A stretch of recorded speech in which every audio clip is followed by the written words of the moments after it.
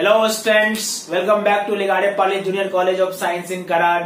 मैं हूं संदीप गुप्ता और आज के इस लेक्चर में हम पढ़ेंगे about kinetic energy in rotational motion, work done और पावर का कॉन्सेप्ट समझेंगे। रोटेशनल मोशन में क्या होता है, work energy theorem, how work energy theorem can be described in rotational motion, conservation of mechanical energy जो कि बहुत इंपॉर्टेंट कॉन्सेप्ट है, उसको हम रोटेशनल मोशन में कैसे अप्लाई करेंगे, इन सब चीजों के बारे में आज हम इस वीडियो में समझेंगे। तो स्टूडेंट्स, मैं स्टार्ट करने से पहले आपसे एक रिक्वेस्ट करना चाहूंगा कि वीडियो को एंड तक देखो।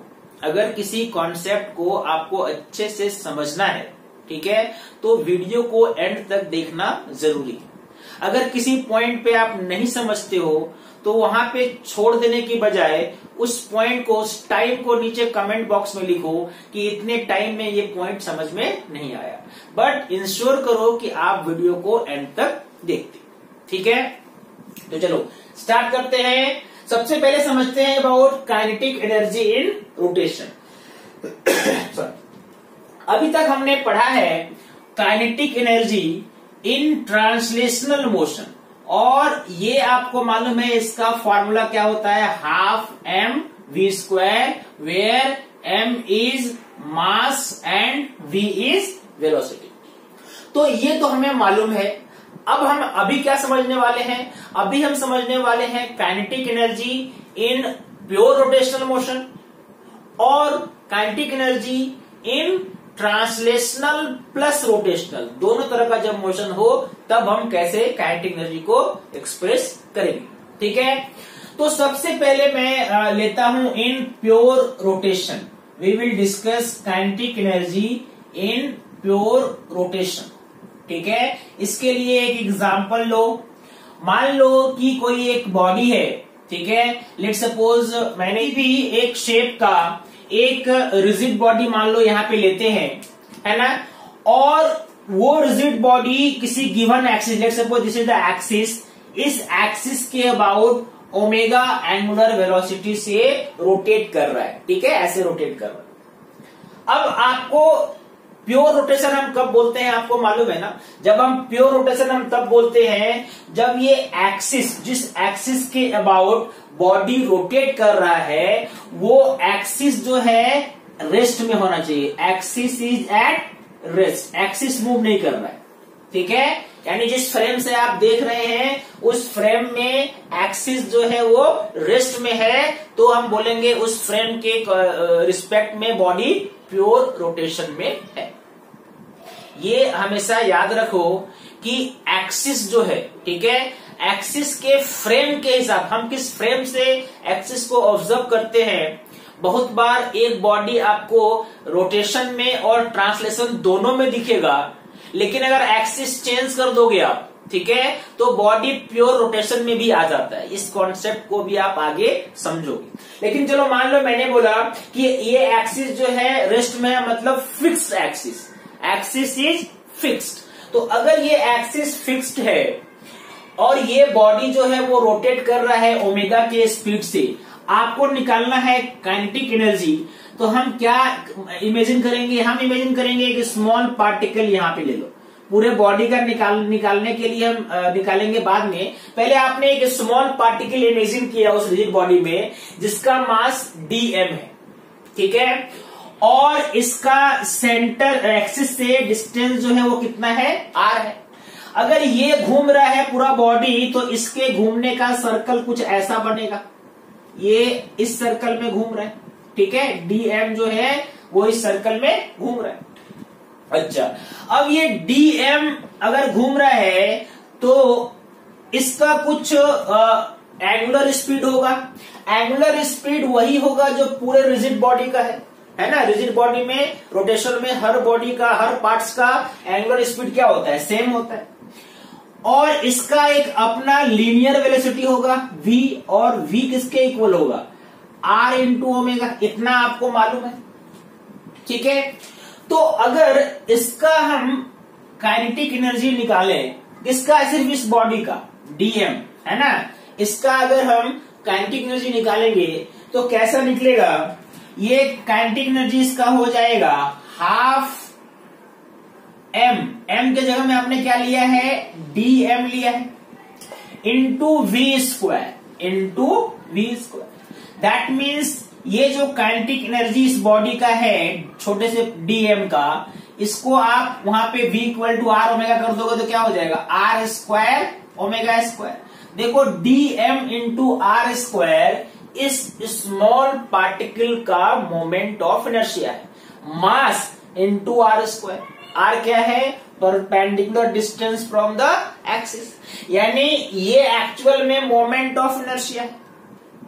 ठीक है, यानी अगर ये मोमेंट ऑफ इनर्शिया है तो ये क्या लिखेंगे, half D I omega square.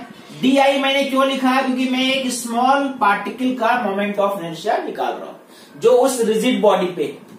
अगर इस पूरे रिजिड बॉडी पे जितने भी पार्टिकल हैं सबका आपको चाहिए काइनेटिक एनर्जी, मतलब अगर आपको चाहिए काइनेटिक एनर्जी टोटल तो पूरा मोमेंट ऑफ इनर्शिया लेना पड़ेगा। तो सारे पार्टिकल का अगर डीएम का moment of inertia D I है तो अगर पूरा इसको इंटीग्रेट कर दोगे तो कंप्लीट मोमेंट ऑफ इनर्शिया क्या हो जाएगा, half I omega square. That means the kinetic energy of a body which is in pure rotation, kinetic energy of a body which is in pure rotation, that means is rotating about a fixed axis. ठीक है, कितना लिखते हैं इसको, half I omega square. यहां पे ये ध्यान देना कि ये जो आई है, ठीक है, ये आई मोमेंट ऑफ इनर्शिया होना चाहिए अबाउट द फिक्स्ड एक्सिस। जिस एक्सिस के अबाउट वो घूम रहा है उसी एक्सिस के अबाउट मोमेंट ऑफ इनर्शिया आपको लेना है। ठीक है, क्योंकि मोमेंट ऑफ इनर्शिया डिफरेंट हो जाता है ना अगर आपने अलग अलग एक्सिस लिया तो आई कौन सा एक्सिस के लोग आपको निकालना है, जिस एक्सिस के अबाउट वो घूम रहा है। ठीक है, मैं इसको एक एग्जांपल से आपको और क्लियर करता हूं। देखो, मान लो कि मैंने एक दो एग्जांपल यहां पे देखो। मान लो ये एक रॉड है, ठीक है, let suppose this is a rod of mass m ले लो और लेंथ l ले लीजिए। ठीक है, ये जो रॉड है, ये इस रॉड को आपने यहां पे फिक्स किया है ऐसे, और ये वर्टिकल प्लेन में घूम सकता है। ठीक है, वर्टिकल प्लेन में घूम रहा है ऐसे, मतलब एक्सिस कौन सा है, दिस इज द एक्सिस, और ये वर्टिकल प्लेन में ऐसे घूम रहा है। ठीक है, घूमने का स्पीड मान लो दिया हुआ है, चलो ये ओमेगा स्पीड से घूम रहा है मान लो। ठीक है, it is rotating with an angular speed omega. आपको निकालना है इसका रोटेशनल काइनेटिक एनर्जी, क्योंकि प्योर रोटेशन में है इस एक्सिस के अबाउट, है ना। तो रोटेशनल काइनेटिक एनर्जी हम कैसे निकालेंगे, फॉर्मूला आपको मालूम है, हाफ आई ओमेगा स्क्वायर। तो हाफ आई ओमेगा स्क्वायर अगर आपने यहां पे लगाया तो ये क्या हो जाएगा, 1/2। आई क्या लोगे जरा सा मुझे बताओ। रॉड का मोमेंट ऑफ इनर्शिया क्या होता है अगर एक्सिस किसी एक एंड से पास करे तो, ml²/3। वेरी गुड, यानी यहां पे क्या लिखेंगे, ml²/3 इंटू ओमेगा के स्पीड से घूम रहा है तो ओमेगा स्क्वायर। दैट मीन्स आपका आंसर क्या आना चाहिए, 1/6 ml² omega square. That should be your answer. समझ में आया। तो मोमेंट ऑफ इनर्शिया निकालना ये इंपॉर्टेंट स्टेप है जब आप प्योर रोटेशन पढ़ते हैं, है ना। एक एग्जांपल और देखो। मान लो कि इस बार मैंने एक लाइट रॉड लिया। लाइट रॉड मतलब उसके मास को आप नेग्लेक्ट कर सकते हो। कैसा रॉड है ये एक लाइट रॉड है। ठीक है, लेंथ इसका L है, और देखो यहां पे एक्सिस है, और इस रॉड में आपने दो मास को फिक्स कर दिया। ठीक है, दो इक्वल मास को, मान लो ये मास भी m है, ये मास भी m है, ये डिस्टेंस लो इसको L ले लेते हैं और ये L लेते हैं ताकि रॉड का लेंथ 2L हो जाए, है ना। एक्सिस कौन सा है, तो एक्सिस यहां पे है, ये एक्सिस है ऐसे। ठीक है, ऐसे ये एक्सिस, और ये घूम रहा है ओमेगा के एंगुलर वेलोसिटी से, और आपको निकालना है इसका काइनेटिक एनर्जी। फिर से देखो, एक्सिस ये जो है ये फिक्स्ड एक्सिस है, यानी प्योर रोटेशन का केस है। तो फिर से फॉर्मूला हमारा क्या होगा, हाफ आई ओमेगा स्क्वायर।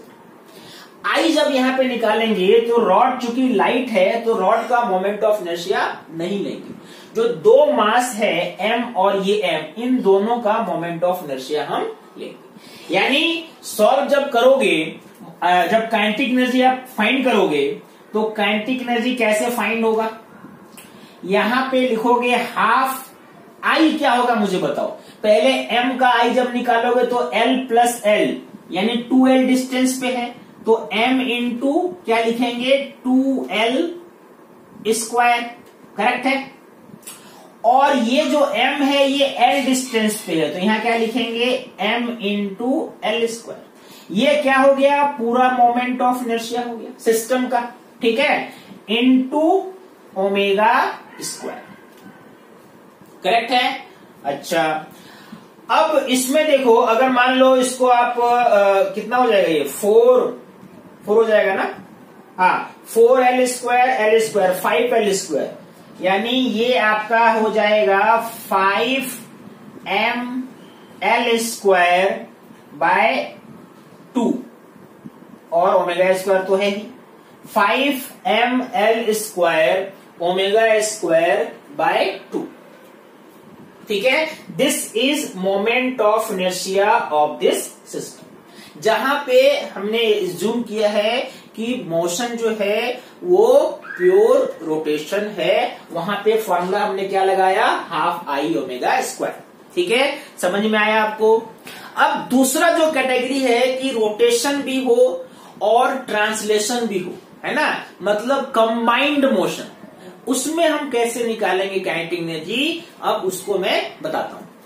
चलो अब समझते हैं combined translational and rotational motion में अगर कोई बॉडी है, यानी body centre of mass move भी कर रहा है और बॉडी रोटेट भी कर रहा है about a fixed, about any given axis. Let suppose मैं इसका एग्जांपल लेता हूं, पहले इसका कॉन्सेप्ट समझो। मान लीजिए कि ये एक रिजिड बॉडी है, ठीक है, और रिजिड बॉडी का ये है सेंटर ऑफ मास, यहां पे जूम कर लो, और ये एक्सिस मैंने ऐसे लिया, ठीक है। What is this, this is centre of मास।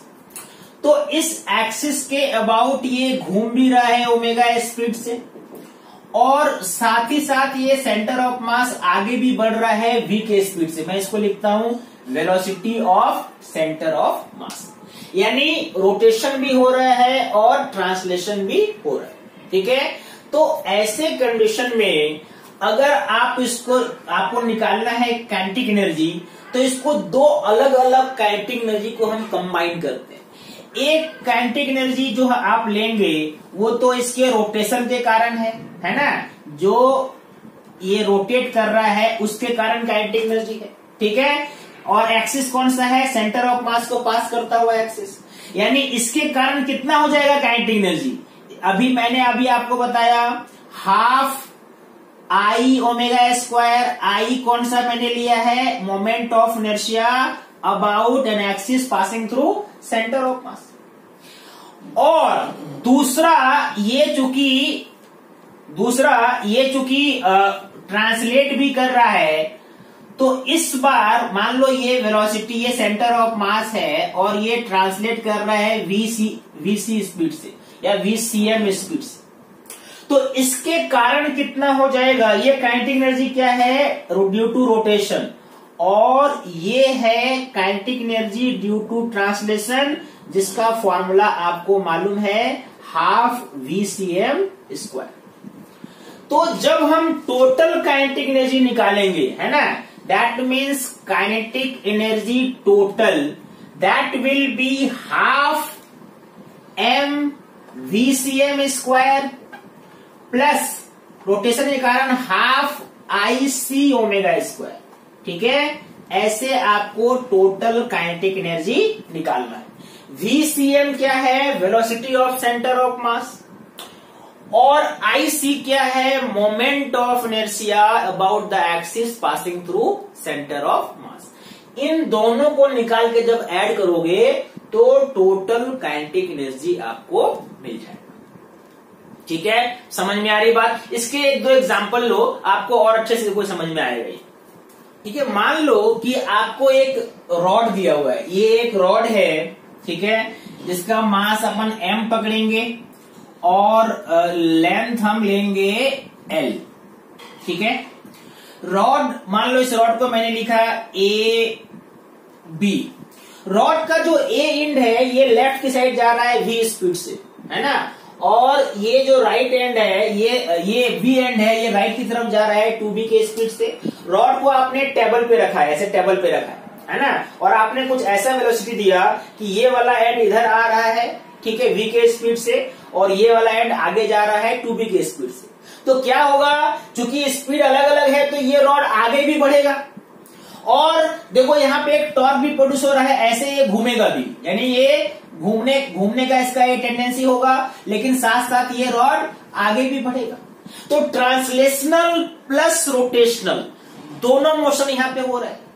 यानी इस कंडीशन में मैंने अगर बोला कि बताओ इस रॉड का कितना काइनेटिक एनर्जी है टोटल, ठीक है, या ट्रांसलेशनल काइनेटिक एनर्जी और रोटेशनल काइनेटिक एनर्जी का रेशियो क्या है ना, ऐसे अगर क्वेश्चंस होंगे तो कैसे सॉल्व करोगे।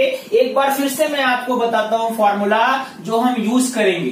Kinetic energy total is equal to half m velocity of centre of mass square plus half moment of inertia about centre of mass IC into omega square. यही हम यहां पे यूज करने वाले हैं। तो इसके लिए आपको क्या चाहिए, इसके लिए देखो इस क्वेश्चन में ये दो चीज नहीं मालूम है, वेलोसिटी सेंटर ऑफ मास का कितना है और ओमेगा कितना है। बाकी तो चलो m दिया हुआ है, I आप निकाल लोगे, I भी आपको मालूम है। क्या अननोन है, velocity of centre of mass और एंगुलर वेलोसिटी। तो सबसे पहले तो ये दो चीज आपको यहाँ पे फाइंड करना पड़ेगा, है ना। अब देखो मैं अब इसको थोड़ा अच्छे से समझो। और मान लो कि ये सेंटर ऑफ मास यहाँ पे है, ठीक है, मान लो सेंटर ऑफ मास का वेलोसिटी इधर है VCM, कितना है VCM, ठीक है, और ये जो डिस्टेंस, या चलो मैं इसको अलग से यहां बनाता हूं आपको। रॉड आपको दिया हुआ था, ठीक है, ये रॉड A है और ये रॉड B है, और ये रॉड मान लो घूम रहा है ओमेगा के स्पीड से, और सेंटर ऑफ मास का वेलोसिटी कितना है, मान लो VCM लिखता हूं मैं। चूंकि ये ओमेगा के स्पीड से घूम रहा है तो इस वाले एंड का इधर कितना स्पीड होगा, आपको मालूम है ये डिस्टेंस L/2 और ये डिस्टेंस भी क्या है L/2। O C कौन सा पॉइंट है, C है सेंटर ऑफ मास, ठीक है। आपको V का फॉर्मूला मालूम है R इंटू ओमेगा। तो अगर ओमेगा दिया हुआ है और ये एक्सिस है ना, सेंटर यहां से कितना डिस्टेंस है L/2, तो इस वाले एंड का इधर कितना होना चाहिए स्पीड, ओमेगा इंटू L/2। वैसे ही ये वाला एंड इधर जा रहा है तो इसका कितना होना चाहिए स्पीड, ओमेगा इंटू L/2 होना चाहिए कि नहीं। अगर ये घूम रहा है तो टेंजेंशियल स्पीड इधर कितना होगा, ओमेगा L/2, और ए पॉइंट पे लेफ्ट साइड होगा ओमेगा L/2। अब यानी इस बी पॉइंट पे एक तो सेंटर ऑफ मास का जो स्पीड है वो हर पॉइंट का स्पीड होता है, सेंटर ऑफ मास का जो वेलोसिटी है वही वेलोसिटी रॉड के हर पार्टिकल का होगा। यानी एक वेलोसिटी और है इधर, और वो कितना है, वेलोसिटी ऑफ सेंटर ऑफ मास। वैसे ही यहाँ पे ये भी सेंटर ऑफ मास के डायरेक्शन में आगे भी बढ़ रहा है, वेलोसिटी ऑफ सेंटर ऑफ मास। यानी बी पॉइंट का स्पीड कितना हुआ बताओ, बी एंड का कितना स्पीड हो गया, इन दोनों को ऐड करना पड़ेगा, और ये क्या हो जाएगा, velocity of centre of mass plus omega into L/2। और ये कितना दिया हुआ है, ये दिया हुआ है 2v। देखो ये पहला इक्वेशन आपका आ गया, ठीक है। दूसरा इक्वेशन इस एंड में आ जाओ, इस एंड का जो स्पीड है ये हो जाएगा माइनस में, यानी अगर मैं लिखूं वेलोसिटी ऑफ एंड ए तो लिखोगे velocity of centre of mass minus, क्योंकि ये उल्टा है, माइनस ओमेगा एल बाय 2। और इसका नेट स्पीड चूंकि पीछे की तरफ v है तो ये क्या लिखेंगे माइनस v। इस बार ये देखो दूसरा इक्वेशन भी आपको मिल गया। इन्हीं दो इक्वेशन से हम VCM और ओमेगा पहले निकाल लेंगे। सिंपल सा इसको ऐड कर दो। आपने क्या किया, आपने इक्वेशन 1 और 2 को ऐड किया बाय 1 + 2, ये कैंसिल हो जाएगा तो आपको क्या मिला 2 × VCM is equal to 2v - v। कितना हो गया v, मतलब आपको velocity of centre of mass कितना मिल गया v/2। पहला आपको अननोन क्वांटिटी जो आपको चाहिए था वो मिल गया। तो ऐसे बोलते कि एक क्वेश्चन में कितने कॉन्सेप्ट हो सकते हैं। अगर सिर्फ आपसे पूछा जाता कि भाई इस कंडीशन में बताओ velocity of centre of mass कितना है, अगर ये वाला एंड 2v से जा रहा है, ये एंड b से जा रहा है, तो what is the velocity of centre of mass, तो वो भी निकालना आप सीख गए। कितना हो गया v/2। अब एंगुलर वेलोसिटी निकालते हैं। देखो एंगुलर वेलोसिटी के लिए VCM का दोनों में से किसी भी इक्वेशन में आप वैल्यू पुट कर दो। तो हम चलो वैल्यू 1 में पुट करते हैं, ठीक है। यानी अगर हम 1 में पुट करेंगे VCM का वैल्यू तो ये क्या हो जाएगा v/2 plus omega into L/2 equal to 2v। That means omega into L/2 equal to 2v minus v/2। ये कितना हो जाएगा, दिस इज 3v/2। करेक्ट है, इतना ही ना। हाँ, ये 2 कैंसिल कर दो तो ओमेगा का फॉर्मूला हो गया 3v/L। देखो अगर आपसे इतना ही पूछा जाता कि एंगुलर स्पीड निकालो, उसका भी आंसर आ गया। तो एक क्वेश्चन में हम बहुत तरह के कॉन्सेप्ट सीखते हैं, है ना। अब आपको ओमेगा मालूम है, VCM मालूम है, बाकी सब चीज अगर आपको मालूम है तो टोटल काइनेटिक एनर्जी आप निकाल सकते हैं। कितना हो जाएगा टोटल काइनेटिक एनर्जी, इसका फॉर्मूला है ½ m velocity of centre of mass square plus IC omega square. या वैल्यू पुट करते जाओ, ये हो जाएगा ½ मैंने स्मॉल m लिया है क्या, चलो इसको कैपिटल M ही लेते हैं, फॉर्मूला में वही है तो, है ना।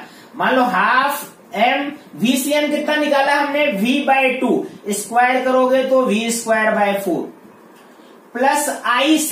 आपको मालूम है किसी भी रॉड का मोमेंट ऑफ इनर्शिया के अबाउट मोमेंट ऑफ इनर्शिया उसके सेंटर ऑफ मास से जो एक्सिस क्रॉस करता है उसके अबाउट होता है mL²/12, यही ना, mL²/12 इंटू ओमेगा स्क्वायर 3v/ओमेगा है कितना 3v/L, तो उसको स्क्वायर कर दो 9v²/L²,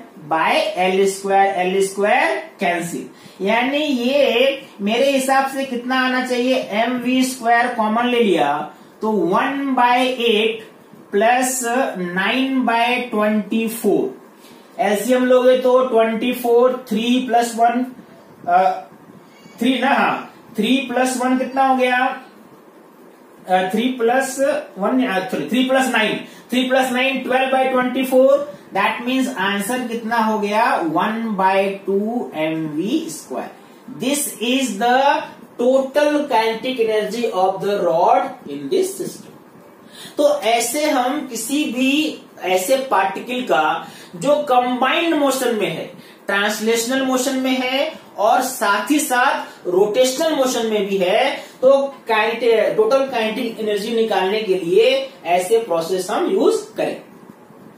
कभी कभी क्वेश्चन जो है वो थोड़े सिंपल भी हो सकते हैं। जैसे देखो मान लो मैंने बोला कि एक सॉलिड स्फीयर, ये क्या है, दिस इज सॉलिड स्फीयर, और ये रोल कर रहा है मतलब रोटेशनल मोशन भी है और काइनेटिक रोटेशनल मोशन भी है और ट्रांसलेशनल मोशन भी है, ठीक है। आपको बताना है इसका टोटल काइनेटिक एनर्जी। मान लो आगे बढ़ने का स्पीड v है और घूमने का स्पीड ओमेगा है ना, और दिया हुआ है कि omega equal to v by r. R क्या? आर है इसका अपना रेडियस। आर क्या है? इसका अपना रेडियस और मास m। तो रोल कर रहा है इस एक्सिस के अबाउट, और आपसे पूछे बताओ इसका काइनेटिक एनर्जी टोटल कितना होगा। फिर से वही formula, half M v c m square. Velocity of centre of mass दिया हुआ है v है, दैट मीन्स ये क्या हो जाएगा, half M we square plus half I omega square. I मतलब moment of inertia about the axis passing through the centre of mass. तो यहां पे क्या लिखेंगे, यहां पे आई कितना होता है सॉलिड स्फीयर के लिए, 2/5 mr स्क्वायर, ठीक है, सॉरी इंटू ना, हाँ, into omega square. Omega square, omega क्या दिया हुआ है, v बाय आर, मतलब v square by r square, ठीक है। ये omega equal to v by r अभी आगे आप और पढ़ोगे डिटेल में, अभी मैंने बस एग्जाम्पल को सॉल्व करने के लिए यूज किया है। तो ये कितना हो जाएगा, 1/2, और देखो यहाँ पे 2 कैंसिल कर दो, तो हो गया ये 1/2 प्लस 1/5, यही ना, दैट मीन्स ये हो गया 7/10 mv square. This is the total kinetic energy of a solid sphere which is in pure rolling, मतलब वो स्लिप नहीं कर रहा है, ठीक है। Translational motion plus rotational motion में है, और omega is equal to v by r, ठीक है। तो टोटल काइनेटिक एनर्जी निकालने के लिए ये 2 एग्जांपल से मुझे लगता है आपको थोड़ा कॉन्सेप्ट आया होगा, थोड़ा फील आया होगा, ठीक है। अब चलो काइनेटिक एनर्जी के बाद पढ़ते हैं कैसे हम वर्क डन, पावर, है ना, ये सब निकाल सकते हैं। चलो अब देखते हैं वर्क डन इन रोटेशनल मोशन। आपको याद है वर्क डन इन ट्रांसलेशनल मोशन क्या होता था, F डॉट ds, याद है ना फॉर्मूला आपको, from S1 to S2। This is the formula to find work done, है ना, बाय एनी फोर्स, ठीक है। अगर फोर्स कांस्टेंट है तो फोर्स F बाहर आ जाएगा, अगर F वेरिएबल है तो अंदर रहेगा, है ना। This is the formula to find work done by a force on a body in case of pure translational motion. वैसे ही अगर मान लो प्योर रोटेशनल मोशन है तो आपको मालूम है फॉर्मूला कैसा लिखना चाहिए। फोर्स की जगह क्या आ जाएगा, टॉर्क, और लीनियर डिस्प्लेसमेंट की जगह क्या आएगा, एंगुलर डिस्प्लेसमेंट। कहां से कहां तक, θ1 से θ2 तक, बस कुछ नहीं है इसमें। अगर टॉर्क कांस्टेंट है तो टॉर्क को बाहर निकाल लो, है ना।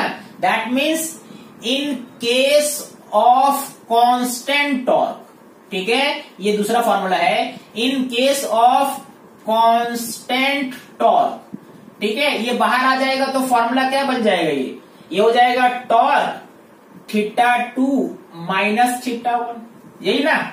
This will be work done, ठीक है। डी थीटा का इंटीग्रेशन थीटा हो गया और लिमिट पुट करके θ2 माइनस θ1, और अगर वेरिएबल है तो ये फॉर्मूला लगाएंगे, ठीक है, torque D theta from θ1 to θ2। This is the concept of work done in pure rotational motion. वैसे ही अगर मान लो आपसे पूछा जाएगा power produced by a torque, ठीक है, कोई भी फोर्स जो है कितना पावर प्रोड्यूस करता है, तो आपको मालूम है पावर जब भी हम पढ़ते हैं एवरेज पावर पढ़ते हैं और दूसरा पढ़ते हैं इंस्टेंटेनियस पावर, है कि नहीं। ये आप पढ़ते आए हो वर्क पावर एनर्जी में, तो मैं इसको बहुत ज्यादा डिटेल में नहीं जाऊंगा, बस यहां पे कैसे फॉर्मूला यूज करते हैं वो समझाता हूं। एवरेज पावर यहां पे क्या हो जाएगा, टोटल वर्क डन। फॉर्मूला क्या होता है इसका, total work done by total time taken, यही ना, टोटल वर्क डन, याद रखो, this is total work done, this is total time taken, and it is known as p average, ठीक है, ओके। अगर इंस्टेंटेनियस पावर का फॉर्मूला ये भी आपको मालूम है, इसका फॉर्मूला क्या होता है, differentiation of work with respect to t. और वर्क का फॉर्मूला क्या है? वर्क का फॉर्मूला यहां पे आपने देखा टॉर्क इंटू डी थीटा, ठीक है, torque into D theta, that means differentiation of torque into D theta by D T. अगर मान लो टॉर्क कांस्टेंट है तो टॉर्क बाहर आ जाएगा। देखो ये जो हम निकाल रहे हैं पी इंस्टेंटेनियस निकाल रहे हैं, ये क्या हो जाएगा? टॉर्क को बाहर निकालोगे तो D theta by D T, और D theta by D T का मतलब क्या होता है? एंगुलर वेलोसिटी, मतलब torque into angular velocity, torque dot angular velocity. तो इसके हिसाब से अगर आपको पी निकालना हो तो एक और फॉर्मूला मैं यहां लिखता हूं, देखो पावर इंस्टेंटेनियस का फॉर्मूला क्या हो गया? Torque dot angular velocity. आप इसको ऐसे भी समझ सकते हो, T omega cos theta. This is instantaneous power developed by the given torque, ठीक है। हालांकि ये सारा फॉर्मूला आपको अच्छे से समझ में आएगा, क्योंकि ट्रांसलेशनल मोशन में यहाँ पे एफ और वी होता था, याद रखो, है ना, f v cos theta, instantaneous power equal to f v cos theta, ऐसा ही था ना। तो यहाँ पे एफ की जगह में टॉर्क आ गया और वी के जगह में एंगुलर वेलोसिटी आ गया। वैसे यहाँ पे एक और चीज यहाँ पे समझने वाली बात है, और वो क्या है कि आपको मालूम है P instantaneous is equal to D W by D T. तो डी डब्ल्यू का फॉर्मूला क्या हो गया? P instantaneous into D T. यानी अगर टोटल वर्क डन निकालना हो तो क्या करना पड़ेगा? इसको इंटीग्रेट करना पड़ेगा। पी इंस्टेंटेनियस का जो इक्वेशन दिया हुआ है into D T from time, मान लो फर्स्ट टी सेकेंड दिया हुआ है तो 0 टू टी। तो ऐसे आप क्या निकाल सकते हो? टोटल वर्क डन ऐसे भी निकाल सकते हो, ठीक है, पढ़ा है ना ये सब। यानी और ज्योमेट्रिकल मीनिंग इंटीग्रेशन का क्या होता है? ग्राफ होता है।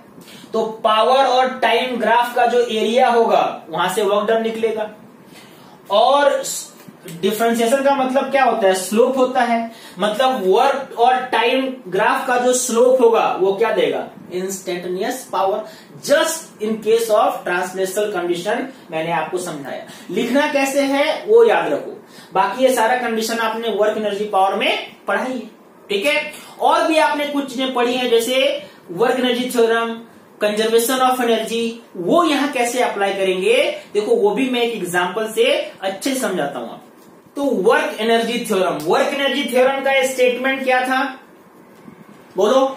वर्क एनर्जी थ्योरम का स्टेटमेंट था कि work done by conservative force, work done by conservative forces plus work done by non conservative forces, work done by non conservative forces, या work done by any other forces, ठीक है।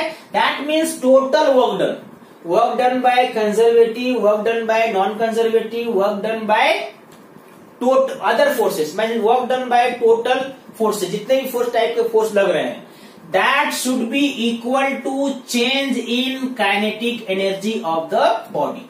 यही है ना work energy theorem का statement. Work done by conservative, non conservative, any other force, that means work done by total force. अगर मैं short में लिखूं इसको तो आप क्या लिखते थे? Work done by total forces, है ना, is equal to change in kinetic energy. यही आपने पढ़ा है। यहां पे क्या चेंज करोगे? यहां पे बस ये जो काइनेटिक एनर्जी लोगे, इसमें दो तरह का काइनेटिक एनर्जी ऐड करोगे, ट्रांसलेशनल प्लस रोटेशनल। अगर ट्रांसलेशनल नहीं हो रहा है, प्योर रोटेशन है, तो सिर्फ रोटेशनल लेंगे। अगर ट्रांसलेशनल है तो वो लेंगे, और अगर दोनों है तो दोनों को ऐड करेंगे। यानी रोटेशनल मोशन में ये जो फॉर्मूला है, बस ये थोड़ा चेंज क्यों हो गया? क्योंकि काइनेटिक एनर्जी अब आपने उसमें रोटेशनल वाला भी ऐड कर दिया। पहले हमने बस ट्रांसलेशनल लिया था, ठीक है। इस बार ट्रांसलेशनल प्लस रोटेशनल दोनों रहेगा वहां पे, और कोई चेंज नहीं, ठीक है। अब इसी में अगर मान लो अब थोड़ा सा और अगर हम आगे बढ़ते हैं, ये आपने समझ लिया, ठीक है। Work done total is equal to change in kinetic energy translational plus rotational. This is called work energy theorem. This is work energy theorem in rotational motion, ठीक है। अब और देखो, आपको मालूम है conservative work done by conservative force क्या होता है ना।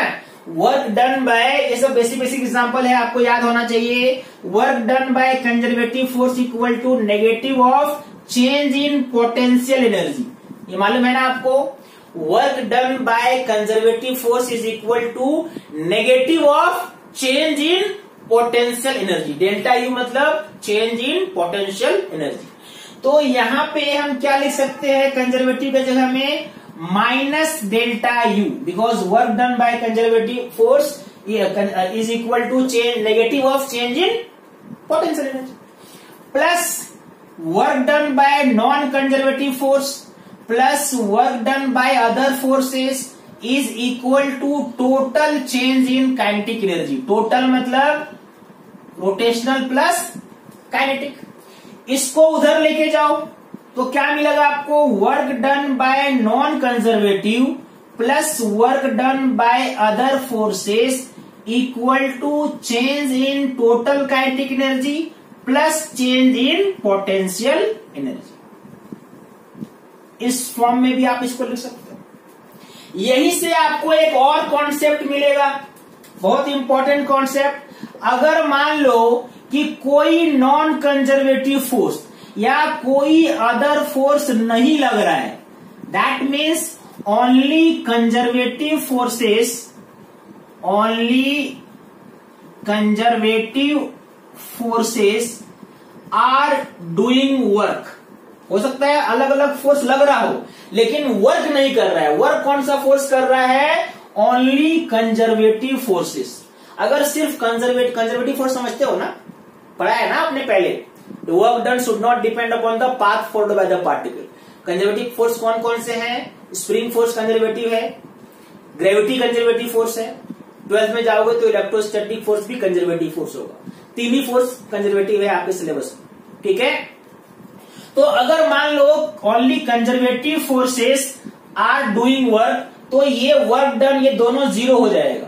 और अगर ये दोनों जीरो हो जाता है तो क्या इक्वेशन होगा, zero equal to change in total change in kinetic energy plus total change in potential energy. मतलब net change in mechanical energy is zero. कहने का मतलब क्या लिखोगे, नेट चेंज काइनेटिक एनर्जी और पोटेंशियल एनर्जी दोनों को मिला के हम क्या बोलते हैं, mechanical energy. That means net change in mechanical energy is zero.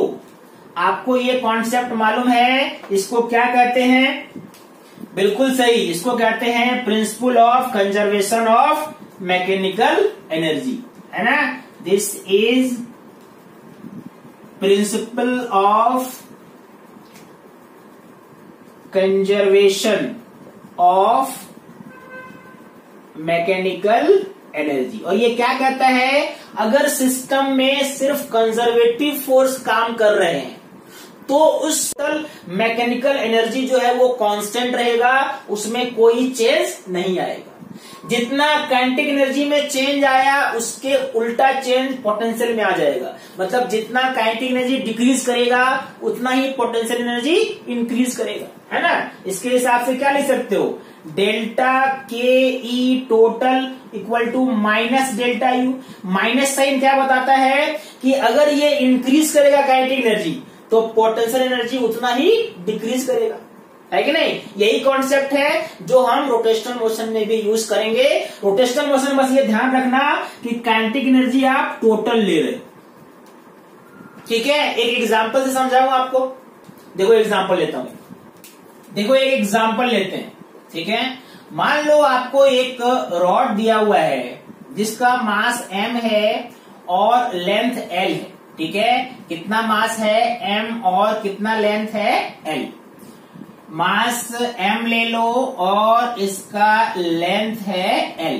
इसको यहां पे आपने फिक्स किया है ऐसे, ठीक है, यहां पे मान लो ये ऐसे फिक्स है O पॉइंट पे, और इसको आपने थोड़ा स्लाइटली पुश किया है ना, ठीक है, और ये नीचे गिरता है, तो मैंने इसका एक पॉइंट लिया जहां पे ये वर्टिकल के साथ थीटा एंगल बनाता है मान लो, ठीक है। लेट सपोज कि मैंने इसका ये पॉइंट लिया यहां पे, जहां पे वर्टिकल के साथ कितना एंगल बन रहा है, वर्टिकल के साथ एंगल ये मान लो दिस एंगल इज थीटा, और आपसे पूछा जा रहा है कि बताओ इस पॉइंट पे जब ये वर्टिकल के साथ थीटा डिग्री एंगल बनाता है तो उस पॉइंट पे इसके सेंटर ऑफ मास का वेलोसिटी कितना है, ठीक है, सेंटर ऑफ मास का कितना वेलोसिटी है आपको, मान लो ये मैंने यहां पे लिया, ये सेंटर ऑफ मास है, तो इस कंडीशन में velocity of centre of mass कितना है, ठीक है। तो ध्यान से अगर देखो तो इसमें ये चूंकि फिक्स यहां पे जो फोर्स लग रहा है, ठीक है, ये कोई वर्क नहीं कर रहा है, वर्क कौन कर रहा है, ओनली ग्रेविटेशनल फोर्स mg, ठीक है, और वो कैसा फोर्स है, कंजर्वेटिव फोर्स है। तो हम कंजर्वेशन ऑफ एनर्जी का फॉर्मूला यहां पे लगाएंगे। पहले सेंटर ऑफ मास मान लो यहां पे था, इस पॉइंट पे था, अब ये यहां पे आ गया, ठीक है, ये डिस्टेंस कितना है, अगर ये पूरा L है तो ये डिस्टेंस हो गया L/2, करेक्ट है, ठीक है। अब बताओ सेंटर ऑफ मास एक्चुअल में कितना नीचे आया, इतना नीचे आया, और ये आप कैसे निकालोगे, तो इस वाले ट्रायंगल में देखो ये क्या है, ये यहां से यहां तक L/2 है, ठीक है, तो ये जो डिस्टेंस दिख रहा है यहां पे, मतलब ये डिस्टेंस कितना हो जाएगा, अगर ये एंगल थीटा है तो क्या हो जाएगा, L/2 cos theta, L/2 cos theta कहां तक है, यहां तक है, ठीक है, और पूरा सेंटर ऑफ मास का अपना हाइट कहां कितना था, L/2 था, और इस पॉइंट पे सेंटर ऑफ मास का हाइट कितना हो गया, L/2 cos थीटा। तो सेंटर ऑफ मास कितना नीचे आया है ना, अगर मैं पूछूं इसका लेंथ कितना है तो आप क्या बोलोगे, L/2 minus L/2 cos theta, L/2 common ले सकते हैं, 1 माइनस cos थीटा, सही है, ओके। अब आपको एनर्जी कंजर्वेशन जो लगाते हैं, स्टार्टिंग में पहले क्या था, पहले सेंटर ऑफ मास ऊपर था, अब सेंटर ऑफ मास नीचे आ गया, तो क्या डिक्रीज हुआ, सेंटर ऑफ मास का पोटेंशियल एनर्जी, और सेंटर ऑफ मास का पोटेंशियल एनर्जी कितना डिक्रीज होगा, जितना, अगर ये हाइट है, अगर इस हाइट को हम h मान लें तो centre of potential decrease in potential energy कितना हो गया, अगर मैं बोलूं decrease in potential energy, this will be mgh, mg और h कितना निकाला आपने, कितना नीचे आया है ये L/2 1 माइनस cos थीटा। जितना डिक्रीज हुआ उतना ही क्या होना चाहिए, काइनेटिक एनर्जी इंक्रीज होना चाहिए, और इसका फॉर्मूला क्या होता है, इस एक्सिस के अबाउट ये प्योर रोटेशन में है, मान लो ओमेगा स्पीड से रोटेट कर रहा है, तो आप क्या लिखोगे, half I omega square, I इस एंड के अबाउट रॉड का क्या हो जाएगा, half ml square, sorry half into ml²/3 कितना हो जाएगा, ml²/3 इंटू ओमेगा स्क्वायर, मतलब 1/6 ml² ओमेगा स्क्वायर, करेक्ट है। अब इन दोनों को अगर आपने इक्वल किया, क्योंकि जितना पोटेंशियल एनर्जी डिक्रीज हुआ है उतना ही काइनेटिक एनर्जी इंक्रीज भी होगा, इसका मतलब mg L/2 into 1 minus cos theta is equal to 1/6 ml² omega square, ठीक है, एक m तो कैंसिल हो गया, एक l भी देखो यहां पे कैंसिल होगा। आप ओमेगा निकालने के लिए चलो इस 2 को इधर ले जाओ, ये 3 हो गया, 3 ऊपर आ गया, दैट मीन्स 3g है ना, 1 माइनस cos थीटा बाय एक l इधर है ना, l equal to omega, under root कर दो, तो आपको ओमेगा मिल गया है ना। अगर आपसे यहीं तक पूछा जाता कि जब थीटा जब होगा तो ओमेगा कितना होगा जब वो थीटा एंगल घूम चुका है तो। लेकिन अगर मान लो आपसे क्वेश्चन में क्या है, velocity of centre of mass, तो v का फॉर्मूला क्या होता है, r omega. R centre of mass कितना दूर पे है, L/2 डिस्टेंस पे है, तो क्या लिखोगे, L/2 इंटू ओमेगा, यानी L/2 इंटू कितना है ओमेगा, तो ओमेगा आपने निकाला है 3g1 minus cos theta by L। अगर अंदर ले जाओगे L² एक कैंसिल होगा, 2 अंदर आएगा तो 4 हो जाएगा, मतलब 3gl1 minus cos theta by 4 का under root, that is answer of velocity of centre of mass. देख लीजिए, ठीक है। तो आज के इस लेक्चर में मैंने बेसिक हमने समझा कि एनर्जी कैसे करते हैं, एनर्जी कैसे निकालते हैं, power, work done, conservation of energy कैसे लगाते हैं, ठीक है। तो अब नेक्स्ट लेक्चर में मैं क्या करूंगा, एक न्यूमेरिकल का कुछ ऐसे अच्छे न्यूमेरिकल लेंगे जो इन 2 लेक्चर पे बेस्ड होंगे और उसको सॉल्व करके अपन अच्छे से और प्रैक्टिस करेंगे। तब तक आप इसको रिवाइज करो और इस पे कुछ क्वेश्चंस सॉल्व करो, ठीक है। Thank you for watching this video.